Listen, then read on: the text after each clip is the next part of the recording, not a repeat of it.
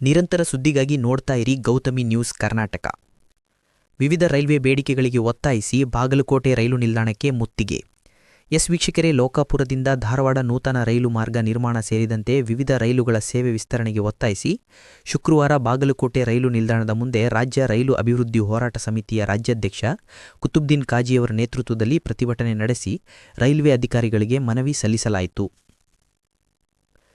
ಬಾಗಲಕೋಟೆಯಿಂದ ಲೋಕಾಪುರಕ್ಕೆ passenger ರೈಲು ಬಿಡಬೇಕು, ಲೋಕಾಪುರದಿಂದ ಧಾರವಾಡ ನೂತನ ರೈಲು ಮಾರ್ಗ ನಿರ್ಮಿಸಬೇಕು, ಬೆಂಗಳೂರು ಸೂಪರ್ ಫಾಸ್ಟ್ ಎಕ್ಸ್ಪ್ರೆಸ್ ರೈಲನ್ನು ಬಾಗಲಕೋಟೆ ವಿಜಯಪುರ ಮಾರ್ಗದಲ್ಲಿ ಸಂಚರಿಸುವಂತೆ ಮಾಡಬೇಕು, ಸೋಲಾಪುರ ಹುಬ್ಬಳ್ಳಿ ಇಂಟರ್ಸಿಟಿ ರೈಲನ್ನು ವಾಸ್ಕೋಡಿಗಾಮವರೆಗೆ ವಿಸ್ತರಿಸಬೇಕು, ಹಜರತ್ ನಿಜಾಮುದ್ದೀನ್ ಮೈಸೂರು ಶಿರ್ಡಿ ಹಾಗೂ ಯಶವಂತಪುರ ಬಿಕಾನೇರ ರೈಲುಗಳನ್ನು ಪ್ರತಿದಿನ ಸಂಚರಿಸುವಂತೆ ಮಾಡಬೇಕು, ಬಾಗಲಕೋಟೆ ರೈಲು ನಿಲ್ದಾಣದಲ್ಲಿ ರೈಲುಗಳ ನಿರ್ವಹಣೆ ಕಾರ್ಯವನ್ನು ಪ್ರಾರಂಭಿಸಬೇಕೆಂದು ಒತ್ತಾಯಿಸಿ ಕುತುಬ್ದೀನ್ ಪಾಜಿ ಮತ್ತು ಶ್ರೀನಿವಾಸ್ ಬಳ್ಳಾರಿಯವರು ಬಾಗಲಕೋಟೆ ರೈಲು ನಿಲ್ದಾಣದ ಮುಂದೆ ಉರುಳು ಸೇವೆ ಮಾಡುವ ಮೂಲಕ ವಿನೂತನ ಪ್ರತಿಭಟನೆ ನಡೆಸಿದರು. ಪ್ರತಿಭಟನೆಯಲ್ಲಿ ಬಾಗಲಕೋಟೆ, ಲೋಕಾಪುರ, ಸವದತ್ತಿ, ರಾಮದುರ್ಗದ ರೈಲು ಹೋರಾಟ ಮುಖಂಡರು ಪಾಲ್ಗೊಂಡಿದ್ದರು. ಈ ಸಂದರ್ಭದಲ್ಲಿ ಮಾತನಾಡಿದ ಕುತುಬ್ದೀನ್ ಕಾಜಿಯವರು, ಬಾಗಲಕೋಟೆಯಿಂದ ಲೋಕಾಪುರ ಮಾರ್ಗದಲ್ಲಿ ರೈಲುಗಳ ಓಡಾಟವಿಲ್ಲದೆ ನಿಲ್ದಾಣಗಳು ಹಾಳಾಗುತ್ತಿದ್ದು ಅಲ್ಲಿ ಅನೈತಿಕ ಚಟುವಟಿಕೆಗಳು ನಡೆಯುತ್ತಿವೆ. ಆದ್ದರಿಂದ ಬಾಗಲಕೋಟೆ ಲೋಕಾಪುರ ಮಾರ್ಗದಲ್ಲಿ ಪ್ಯಾಸೆಂಜರ್ ರೈಲು ಬಿಡಬೇಕು, ಬಾಗಲಕೋಟೆ ಕುಡಚಿ ಕಾಮಗಾರಿಗೆ ವೇಗ ನೀಡಬೇಕು, ಅದರ ಜೊತೆಗೆ ಲೋಕಾಪುರದಿಂದ ಧಾರವಾಡ ನೂತನ ರೈಲು ಮಾರ್ಗ ನಿರ್ಮಿಸಲೇಬೇಕು, ಇಲ್ಲವಾದರೆ ಮುಂದೆ ಉಗ್ರ ಹೋರಾಟ ಮಾಡಬೇಕಾಗುತ್ತದೆ ಎಂದು ಎಚ್ಚರಿಕೆ ನೀಡಿದರು. ನಂತರ ಶ್ರೀನಿವಾಸ್ ಬಳ್ಳಾರಿ ಮಾತನಾಡಿ, ಬಾಗಲಕೋಟೆಯಿಂದ ವಿವಿಧ ನಗರಗಳಿಗೆ ಹೆಚ್ಚಿನ ರೈಲುಗಳನ್ನು ಬಿಡಬೇಕೆಂದು ಇವತ್ತು ನಾವು ಕುತುಬ್ದೀನ್ ಕಾಜಿ ಅವರ ನೇತೃತ್ವದಲ್ಲಿ ಪ್ರತಿಭಟನೆ ಮಾಡುತ್ತಿದ್ದೇವೆ. ಬಾಗಲಕೋಟೆ ರೈಲು ನಿಲ್ದಾಣದಲ್ಲಿ ರೈಲುಗಳ ಓಡಾಟ ಹೆಚ್ಚಾದರೆ ಇಲ್ಲಿನ ವಿದ್ಯಾರ್ಥಿಗಳಿಗೆ, ವ್ಯಾಪಾರಿಗಳಿಗೆ, ನೌಕರಸ್ಥರಿಗೆ ಬಹಳ ಅನುಕೂಲವಾಗುತ್ತೆ ಮತ್ತು ಅದರ ಜೊತೆ ಬಾಗಲಕೋಟೆ ನಗರವು ಇನ್ನಷ್ಟು ಆರ್ಥಿಕವಾಗಿ ಅಭಿವೃದ್ಧಿ ಹೊಂದುತ್ತದೆ. ಬಾಗಲಕೋಟೆ ಕುಡಚಿ ಮಾರ್ಗಕ್ಕೆ ಈಗಾಗಲೇ ಭೂಮಿ ನೀಡಿದಂತಹ ರೈತರ ಮಕ್ಕಳಿಗೆ ಸರ್ಕಾರಿ ಉದ್ಯೋಗ ಕೊಡಬೇಕು ಮತ್ತು ಲೋಕಾಪುರದಿಂದ ಧಾರವಾಡ ನೂತನ ರೈಲು ಮಾರ್ಗ ನಿರ್ಮಿಸಬೇಕೆಂದು ಸರ್ಕಾರಕ್ಕೆ ಒತ್ತಾಯಿಸಿದರು.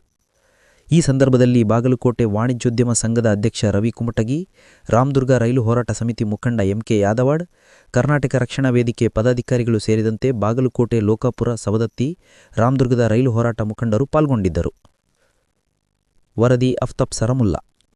ನಿರಂತರ ಸುದ್ದಿಗಾಗಿ ನೋಡ್ತಾ ಇರಿ ಗೌತಮಿ ನ್ಯೂಸ್ ಕರ್ನಾಟಕ. ಬಾಗಲಕೋಟೆ 6 ರೈಲು ನಿಲ್ದಾಣಗಳ ನಿರ್ಮಾಣ ಆಗ್ಯಾವ. 2017 ಕಜ್ಜಿದೋಣಿ ಮಟ್ಟ ಆಗೈತಿ. ರೈಲ್ವೆ ಪ್ರಾರಂಭ ಇಲ್ಲದಿರೋದ್ರಿಂದ ಅಲ್ಲಿ ಕಟ್ಟಡಗಳ ಎಲ್ಲ ನಾಶ ಆಗ್ಯಾವ. ಅಲ್ಲಿ ಅನೈತಿಕ ಚಟುವಟಿಕೆಗಳು ನಡೆದು ಒಂದು ದುಃಖದ ಸ್ಥಿತಿ ಒಳಗೆ ಇರುವಂಥದ್ದು. ಪದೇ ಪದೇ ಮರು ನಿರ್ಮಾಣ ಮಾಡಿ ಆ ರೈಲ್ವೆ ಸೌಲಭ್ಯ ಅಲ್ಲಿ ಪ್ರಾರಂಭ ಇಲ್ಲ ಅಂದರೆ ಅದು ಆಟೋಮೆಟಿಕ್ಲಿ ಕೆಡ್ತಾವೆ. ಆಮೇಲೆ ನಾವು ಗುಡ್ದಾಗ ನಿಂತಿದ್ದ ಗಾಡಿ ಲೋಕಾಪುರ ಮಟ್ಟ ಮಾಡಿ ಅಲ್ಲಿ ಜನ ಸೇವೆ ಮಾಡೋ ಜನರ ಸೌಲಭ್ಯ ದೊರಕಿಸ್ಕೊಡ್ರಂತೂ ಹೋರಾಟ ಮಾಡಿದ್ದೀವಿ. ಅದರಂತೆ ಈಗ ಲೋಕಾಪುರದೊಳಗೆ ಒಂದು ರೈಲು ನಿಲ್ದಾಣ ನಿರ್ಮಾಣ ಆಗಿ CRS ಅಂದರೆ ಚೀಫ್ ರೈಲ್ವೇಸ್ ಆಫೀಸರ್ ಬಂದು ಒಂದು ಮಾರ್ಗ ಸಾರ್ವಜನಿಕರ ರೈಲು ಓಡಾಟಕ್ಕೆ ಫಿಟ್ ಐತಿ ಅಂತ ಒಂದು ರಿಪೋರ್ಟ್ ಕೊಟ್ಟು 1 ವರ್ಷ ಆಯಿತು. ಪದೇ ಪದೇ ನಾವು ಸರ್ಕಾರಗಳಿಗೆ, ರೈಲ್ವೆ ಇಲಾಖೆ ಅಧಿಕಾರಿಗಳಿಗೆ ಗಮನಕ್ಕೆ ತಂದರೂ ಪ್ರಯೋಜನ ಆಗಿಲ್ಲ. ಆ ನಿಟ್ಟಿನೊಳಗೆ ಇವತ್ತು ಉಗ್ರವಾದಂಥ ಹೋರಾಟ ಮಾಡಬೇಕು ಅಂತೇಳಿ ತೀರ್ಮಾನ ಮಾಡಿದ್ದ ಪ್ರಯುಕ್ತ ಇವತ್ತು ಮಾಡಿದ್ದೆವು. ಅದರಂತೆ ಲೋಕಾಪುರದಿಂದ ರಾಮದುರ್ಗ, ಸವದತ್ತಿ ಯಲ್ಲಮ್ಮ, ಧಾರವಾಡ ಇದು ಭಾಳ ಮುಖ್ಯವಾದಂಥದ್ದು. ಉತ್ತರ ಕರ್ನಾಟಕದ ಜೀವನಾಡಿ, ಉತ್ತರ ಕರ್ನಾಟಕದ ಸುವರ್ಣ ಯುಗ ಪ್ರಾರಂಭ ಆಗೋದರಲ್ಲಿ ಎರಡು ಮಾತಿಲ್ಲ. ಆ ಒಂದು ಹೊಸ ರೈಲು ಮಾರ್ಗ 19ರಾಗ ಅನುಷ್ಠಾನಗೊಳಿಸಬೇಕಂತೇಳಿ ರೈಲ್ವೆ ಇಲಾಖೆ ಹುಬ್ಬಳ್ಳಿಯಿಂದ ಕೇಂದ್ರ ಸರ್ಕಾರಕ್ಕೆ ಪ್ರಸ್ತಾವನೆ ಹೋಗಿದೆ. ಆದರೆ ರಿಜೆಕ್ಟ್ ಆಗೈತಿ.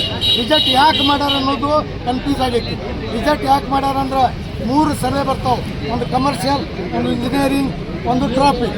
ಈ 3 ಸರ್ವೆದೊಳಗೆ ಆ ಲೈನ್ ಫಿಟ್ ಐತೆ ಅಂತೇಳಿ ಮಾನ್ಯ ಜಗದೀಶ್ ಶೆಟ್ಟರ್ ಅವರು, ಮಾನ್ಯ ಪ್ರಹ್ಲಾದ್ ಜೋಶಿ ಅವರು, ಮಾನ್ಯ ಎಲ್ಲ ಭಾಗದ ಸಂಸದರು, ಜನರಲ್ ಮ್ಯಾನೇಜರ್ ಅವ್ರಿಗೆ ನಾವು ಮನವರಿಕೆ ಮಾಡಿದ್ರು ಎಲ್ಲ ಸಮಿತಿಯವರು. ಅದರಂತೆ ಈ ಬಜೆಟ್ನೊಳಗೆ ಅದನ್ನು ಅನುಷ್ಠಾನಗೊಳಿಸಬೇಕಂತೇಳಿ ಒತ್ತಾಯ ಮಾಡೋಕ್ಕೆ ಇವತ್ತು ಹೋರಾಟ ಮಾಡಕತ್ತೀವಿ. ಅದರಂತೆ ಬಾಗಲಕೋಟೆ, ಬಿಜಾಪುರ ಜಿಲ್ಲೆ ಜನರಿಗೆ ಮೆಟ್ರೋಗೇಜ್ ಇದ್ದಾಗ ನಮಗೆ ತಿರುಪತಿಗೆ ರೈಲು ಸಿಗ್ತಿತ್ತು, ಗುಂಡ್ಕಲ್ಗೆ ರೈಲು ಸಿಗ್ತಿತ್ತು, ಬೆಂಗಳೂರಿಗೆ, ಬಾಂಬೆಗೆ ನೇರವಾಗಿ ರೈಲು ಸಿಗ್ತಿತ್ತು. ಇದು ಬ್ರಾಡ್ಗೇಜ್ ಆಗಿ ಅಂದರೆ ಮೆಟ್ರೋಗೇಜ್ ಇದ್ದದನ್ನು ಬ್ರಾಡ್ಗೇಜ್ ಆಗಿ ಪರಿವರ್ತನೆ ಆದ ನಂತರ ಒಂದು ಸಮರ್ಪಕವಾಗಿ ರೈಲ್ವೆ ಸೌಲಭ್ಯ ಸಿಗ್ತಾ ಇಲ್ಲ. ಅದಕ್ಕೆ ಆ ನಿಟ್ಟಿನೊಳಗೆ ಕೇಂದ್ರ ಸರ್ಕಾರಕ್ಕೆ, ರೈಲ್ವೆ ಇಲಾಖೆಗೆ ನಮಗೆ ತಿರುಪತಿ ರೈಲು ಕೊಡ್ರಿ, ನಮಗೆ ಗುಂಟ್ಕಲ್ಗೆ ಹೋಗಿ ಟ್ರೈನ್ ಕೊಡ್ರಿ, ನಮಗೆ ಬಾಂಬೆ ಮತ್ತು ಬೆಂಗಳೂರು ಸೂಪರ್ ಫಾಸ್ಟ್ ಎಕ್ಸ್ಪ್ರೆಸ್ ಈಗ ಅನೌನ್ಸ್ ಮಾಡಿರಿ, ಅದು ಬಾಗಲಕೋಟೆ ಮತ್ತು ಬಿಜಾಪುರ ಮಾರ್ಗದಲ್ಲಿ ಓಡಿಸಲಾಗ್ತಿದೆ ಅಂತೇಳಿ ನಾವು ಒತ್ತಾಯ ಮಾಡಿದ್ವಿ. ಇಲಾಖೆಯ ದಿಟ್ಟತನ, ಅವರು ಮಾಡಿದಂಥ ಜನದ್ರೋಹಿ ಕೆಲಸ, ಜನರ ಒಂದು ನ್ಯಾಯ ಸಮೇತ ಬೇಡಿಕೆಗೆ ತಡೆ ಮಾಡ್ತಾರಂದರೆ ಅವ್ರಿಗಿಂತ ಭ್ರಷ್ಟಾಚಾರಿಗಳು, ಅವರಂಥ ದುಶ್ಯಾಸನಗಳು ನಾವು ಎಲ್ಲೂ ನೋಡಿಲ್ಲ. ಯಾಕಂದರೆ ಕಳೆದ 30 ವರ್ಷದಿಂದ ನಾನು ನಿರಂತರ ರೈಲ್ವೆ ಅಭಿವೃದ್ಧಿಗಾಗಿ ಹೋರಾಟ ಮಾಡ್ತಾ ಬಂದೀನಿ. ನನಗೆ ಈ ರೀತಿ ಯಾರೂ ಮಾಡಿದ್ದಿಲ್ಲ. ಇವತ್ತು ಮಾಡ್ಯಾರಂದ್ರೆ ರೈಲ್ವೆ ಅಧಿಕಾರಿಗಳು ಎಷ್ಟು ಜನವಿರೋಧಿ ಅದಾರ ಅನ್ನುವಂಥದ್ದು ನೀವೇ ವಿಚಾರ ಮಾಡಿರಿ. ನಿರಂತರ ನಾನು ಜೀವ ಇರೋ ಮಟ್ಟ ರೈಲ್ವೆ ಸೌಲಭ್ಯದ ಬಗ್ಗೆ, ಹೊಸ ರೈಲ್ವೆ ಮಾರ್ಗಗಳ ಬಗ್ಗೆ, ಜನರಿಗೆ ಅನುಕೂಲಕ್ಕೆ ತಕ್ಕಂತೆ ನಿರಂತರ ನಾವು ಹೋರಾಟ ಮಾಡ್ತೀವಿ. ಇಡೀ ಜಿಲ್ಲೆಯ ಜನ, ಇಡೀ ರಾಜ್ಯದ ಜನ ನನ್ನ ಜೊತೆ ಅದಾರೆ, ನನಗೆ ಕರೆಗೆ ಬರ್ತಾರೆ, ನನಗೆ ಗೌರವ ಕೊಡ್ತಾರೆ. ನಾನು ಹೋರಾಟ ನಿರಂತರ ಮಾಡ್ತೀನಿ ಹೇಳ್ಬೋದು. ಬಾಗಲಕೋಟೆ ಜಿಲ್ಲೆಯಲ್ಲಿ ಕೇಂದ್ರ ಬಿಂದು ಆಗಿರ್ತಕ್ಕಂಥ ರೈಲು ನಿಲ್ದಾಣ ಬಾಗಲಕೋಟೆಯಲ್ಲಿ ನಾವು ಹೆಚ್ಚಿನ ರೈಲು ಪ್ರಯಾಣಕ್ಕಾಗಿ ನಮ್ಮ ಒಂದು ಒತ್ತಡವನ್ನು ಹೇರುವ ಸಲುವಾಗಿ ನಾವು ಇಲ್ಲಿ ವ್ಯಾಪಾರಸ್ಥರ ಪರವಾಗಿ ಹಾಗೂ ಹೋರಾಟಗಾರರಾದ ಕುಟುಂಬದ ಕಜ್ಜಿಯವರ ಒಂದು ಬೆಂಬಲಾರ್ಥವಾಗಿ ಬಂದಿದ್ದೀವಿ. ನಮಗೆ ವಿದ್ಯಾರ್ಥಿಗಳಿಗೆ, ವ್ಯಾಪಾರಸ್ಥರಿಗೆ ಬಾಗಲಕೋಟೆಯಲ್ಲಿ ವ್ಯಾಪಾರ ಕಮ್ಮಿ ಆಗಿರೋದ್ರಿಂದ ರೈಲು ಓಡಾಟ ಹೆಚ್ಚಾಗೋದ್ರಿಂದ ವ್ಯಾಪಾರ ಅಭಿವೃದ್ಧಿ ಆಗುತ್ತೆ ಅನ್ನುವಂಥ ಒಂದು ಉದ್ದೇಶದಿಂದ ನಾವು ಈ ಹೋರಾಟವನ್ನು ಹಮ್ಮಿಕೊಂಡಿದ್ದೀವಿ. ಕರ್ನಾಟಕ ರಾಜ್ಯ ಸರ್ಕಾರ ತನ್ನ ಅರ್ಧ ಪಾಲು ಈ ಕರ್ನಾಟಕದ ಜನರಿಗೆ ರೈಲ್ವೆ ಸೌಲಭ್ಯ ಸಿಗಲಿ ಅಂತ ಹಣ ಒದಗಿಸಿದ್ದಾರೆ, ಭೂಮಿ ಕೊಟ್ಟಿದ್ದಾರೆ, ರೈತರ ಭೂಮಿ ತಗೊಂಡಿದ್ದಾರೆ. ಭೂಮಿ ತಗೊಂಡು ಆ ಭೂಮಿಯನ್ನು ಯಾರು 1 ಎಕರೆ ಭೂಮಿ ಕೊಳ್ಳಿ, 10 ಎಕರೆ ಭೂಮಿ ಕೊಳ್ಳಿ, ಅವ್ರ ಮನೆಗೆ ಉದ್ಯೋಗ ಕೊಡ್ತಿರು ಅಂತ ಅವಾಗ ಭರವಸೆ ಕೊಟ್ಟು ಅವ್ರಿಗೆ ಸರ್ಟಿಫಿಕೇಟ್ ಕೊಟ್ಟಿದ್ರು. ಈಗ ಬಂದಿರತಕ್ಕಂಥ ಸರ್ಕಾರ ಆ ಒಂದು ಭರವಸೆಯನ್ನು ಹುಸಿಗೊಳಿಸಿದ್ದಾರೆ. ಅದಕ್ಕೆ ನಾನು ಒತ್ತಾಯ ಮಾಡ್ತೀನಿ, ಯಾರ ರೈತರು ರೈಲ್ವೆ ಭೂಮಿ ಕೊಟ್ಟಿದ್ದಾರೆ ಬಾಗಲಕೋಟೆಯಿಂದ ಕುರ್ಚಿವರೆಗೆ ಅವರ ಮಕ್ಕಳಿಗೆ ಉದ್ಯೋಗ ಕೊಡಬೇಕು ಅನ್ನೋದು ನಾನು ಈ ಸಂದರ್ಭದಲ್ಲಿ ತಮ್ಮ ಮುಖಾಂತರ ಸರ್ಕಾರಕ್ಕೆ ಒತ್ತಾಯ ಮಾಡ್ತಾ ಇದ್ದೀನಿ. ಬಾಗಲಕೋಟೆ ಅಭಿವೃದ್ಧಿ ಆಗಬೇಕಂದ್ರೆ, ಲೋಕಾಪುರ ಅಭಿವೃದ್ಧಿ ಆಗಬೇಕಂದ್ರೆ ರೈಲುಗಳು ಹೆಚ್ಚು ಓಡಾಟ ಆದರೆ ಮಾತ್ರ ನಮ್ಮ ಕ್ಷೇತ್ರ ಅಭಿವೃದ್ಧಿ ಆಗುತ್ತೆ.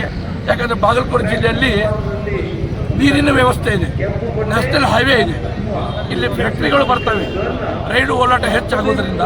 ಹಾಗಾಗಿ ಸರ್ಕಾರಕ್ಕೆ ನಾನು ಒತ್ತಾಯ ಮಾಡ್ತಾ ಇದ್ದೀನಿ, ದಯವಿಟ್ಟು ರಾಜ್ಯ ಸರ್ಕಾರ ಹಾಗೂ ಕೇಂದ್ರ ಸರ್ಕಾರ ಕೂಡಲೇ ಇದನ್ನು ಮಧ್ಯಸ್ಥಿಕೆ ವಹಿಸಿ ಬಾಗಲಕೋಟೆ ಜಿಲ್ಲೆಯಲ್ಲಿ ಇರ್ತಕ್ಕಂಥ ಏನು ರೈಲ್ವೆ ಸೌಲಭ್ಯಗಳದನ್ನು ತಾವು ಒದಗಿಸಬೇಕಂತ ನಾನು ಈ ಸಂದರ್ಭದಲ್ಲಿ ಒತ್ತಾಯ ಮಾಡ್ತಾ ಇದ್ದೀನಿ. ನಾನು ಶ್ರೀನಿವಾಸ್ ಬಳ್ಳಾರಿ.